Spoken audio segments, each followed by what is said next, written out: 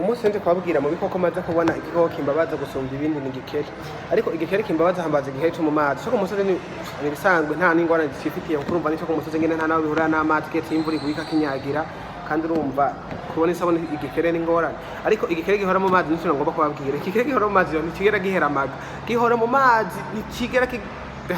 niyo kiduze hejuru ku musozi kija kota akazuba kigora nico ku musozi ubihuye navyo ari bibiri ntushaka gutandukanya ico ku musozi nico mu mazi. Ubwo rero abantu duhora mu nzu y'Imana tugara amajambo y'Imana ntiduhinduke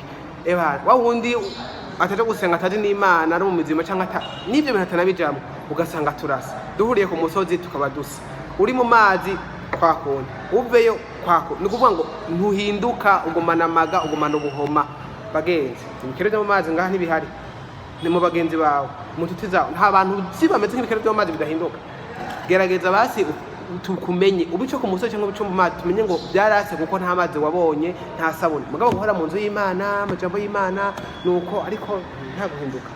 tutanga umeze nk'ibikere cyo mu mazi cyo mu mazi buriya ndacanka ku buryo budasubirwamo nicya kindi kivuza induru uze amaganya y'igikere cyo mu mazi igikere cyo mu mazi ntikinyugwa yewe ndagowe ndapfuye ndahereye cari kitari ntushaka kubimenya chama niha chama gitaka chama kiboroga abantu nimutu bafise mu buzima adashiye batanyugwa